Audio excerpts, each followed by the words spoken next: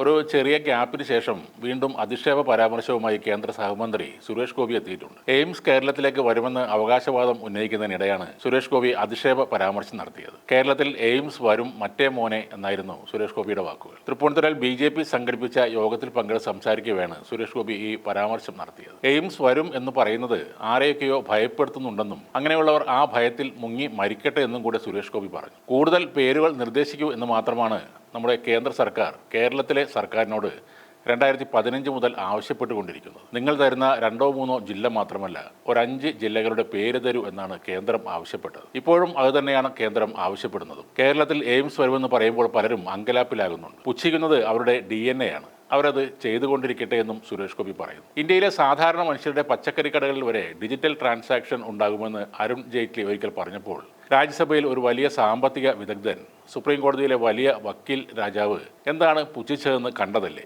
ഉരുളക്കിഴങ്ങും തക്കാളിയും വിൽക്കുന്നവർ ഉടൻ തന്നെ POS ഒക്കെ വെച്ച് ഉണ്ടാക്കി കളയും. അവരുടെ അടുത്ത് പോസ്റ്റ് മെഷീൻ ഉണ്ടോ, ചാർജ് ചെയ്യാൻ സൗകര്യമുണ്ടോ, വൈഫൈ കണക്ഷൻ ഉണ്ടോ എന്നൊക്കെയാണ് അന്ന് ചോദിച്ചത്. ഇന്ന് നമ്മുടെ രാജ്യം എന്താണ്? ബ്രിട്ടീഷ് ഉദ്യോഗസ്ഥരുടെ ഒരു സംഘം ഇന്ത്യയിൽ വന്നപ്പോൾ അവരോട് സാധാരണക്കാരായ സ്ത്രീകൾ പറഞ്ഞത് വി ഡോണ്ട് ടേക്ക് കറൻസി എന്നാണ്. രാജ്യം ഇവിടം വരെ എത്തിയെങ്കിൽ കേരളത്തിൽ എയിംസ് വരും മറ്റേ മോനെ എന്ന് മാത്രമേ എനിക്ക് പറയാൻ പറ്റൂവെന്നും സുരേഷ് ഗോപി പറഞ്ഞു. എയിംസ് വരേണ്ട യോഗ്യമായ സ്ഥലത്ത് എവിടെ വന്നാലും സന്തോഷമാണ്. അസാധ്യമായ ചരിത്രം രചിച്ച മണ്ണാണ് തൃശ്ശൂർ. കടപ്പാട് വേണ്ടത് തൃശ്ശൂർക്കാരോടാണ്. അവർക്കുള്ള പ്രത്യുപകാരമായിരിക്കണം എയിംസ് തൃശ്ശൂർ വരിക എന്നത്. കേരളത്തിൽ ഒരു ജില്ലയിൽ എയിംസ് എന്തായാലും വരും. അത് വരുന്നത് ആരെയൊക്കെയോ ഭയപ്പെടുത്തുന്നുണ്ട് എന്നും സുരേഷ് ഗോപി വീണ്ടും പറഞ്ഞു. മന്ത്രി ഗണേഷ് കുമാറിനെയാണ് സുരേഷ് ഗോപി മറ്റേ മോനെ എന്ന് വിളിച്ചതെന്നാണ് പൊതുവെയുള്ള ചർച്ച. കാരണം ഗണേഷ് കുമാർ സുരേഷ് ഗോപിയെ നന്നായി ഒന്ന് പരിഹസിച്ചു വിട്ടിരുന്നു. എയിംസ് വരുമെന്ന് പറഞ്ഞിട്ട് കണ്ടില്ല, ആദ്യം തൃശ്ശൂർ എത്തുന്നു എന്നായിരുന്നു. പിന്നീട് അത് പറഞ്ഞത് ആലപ്പുഴയിൽ വരുന്നു എന്നാണ്. പിന്നീട് അത് പറഞ്ഞ് തമിഴ്നാടായി. ഇങ്ങനെ സ്ഥിരത ഇല്ലാതെ ഓരോന്ന് പറഞ്ഞുകൊണ്ടിരിക്കുന്നു എന്നാണ് ഗണേഷ് കുമാർ പറഞ്ഞത്. അതിനുള്ള കേന്ദ്ര സഹമന്ത്രിയുടെ മറുപടിയാണ് എയിംസ് വരുമട മറ്റേ മോനെ എന്നുള്ളത്. എന്ത് സമ്മേളനം നടന്നാലും വിഷയം എന്തൊക്കെയായാലും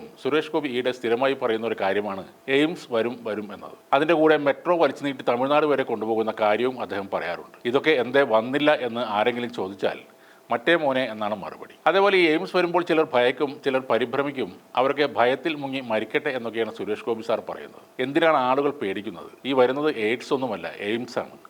അതിൽ ആർക്കാണ് പേടിയും ആശങ്കയും? ഇതൊക്കെ സുരേഷ് ഗോപി സാർ ജയിച്ചപ്പോഴോ മന്ത്രിയായപ്പോഴോ മാത്രം സംഭവിക്കുന്ന കാര്യങ്ങളല്ല. നമ്മുടെ രാജ്യത്ത് 25 എയിംസ് ഉണ്ട്. ഇനിയും പലയിടത്തും all India institute of medical sciences എന്ന എയിംസ് വരികയും ചെയ്യും. സ്കൂൾ കലോത്സവ വേദിയിലും ചില ചെറിയ നീരസങ്ങൾ പിന്നീടുണ്ടായി. ക്രിസ്മസ് ആഘോഷങ്ങൾക്ക് നേരെയുള്ള അക്രമങ്ങളെ മുഖ്യമന്ത്രി പിണറായി വിജയൻ പരാമർശിച്ചതിനെയാണ് അതിന് പിന്നാലെ സുരേഷ് ഗോപി സാർ അതൃപ്തി പ്രകടിപ്പിച്ചത്. രാജ്യത്ത് ക്രിസ്മസ് കരോളിന് നേരെ പോലും ആക്രമണങ്ങൾ ഉണ്ടാകുന്നു. ചിലയിടങ്ങളിൽ ക്രിസ്മസ് അവധി എടുത്തു കളഞ്ഞുവെന്നാണ് മുഖ്യമന്ത്രി പ്രസംഗിച്ചത്. മുഖ്യമന്ത്രി വേദി വിട്ടു പോയതിന് പിന്നാലെ പ്രസംഗിച്ച മുഖ്യാതിഥി സുരേഷ് ഗോപി പ്രതികരിച്ചത് ഭാവിയിൽ ഏറ്റവും വ്യക്തിത്വം പേറുന്ന കുഞ്ഞുങ്ങൾക്കായുള്ളതാണ് ഈ വേദി. അതിന് അതിൻ്റെ ഗരിമയുണ്ട്. ഗരിമ നിലനിൽക്കുന്ന ഈ വേദിയിൽ രാഷ്ട്രീയം കയർത്തിയുള്ള മറുപടി പറയുന്നില്ല. സത്യം എന്താണെന്ന് ജനങ്ങൾക്കറിയാം. ഒരു കാര്യം പറയുമ്പോൾ അതിൻ്റെ മുഴുവൻ സത്യവും ജനങ്ങളെ അറിയിക്കാൻ രാഷ്ട്രീയക്കാർ ശ്രമിക്കണം എന്നാണ്.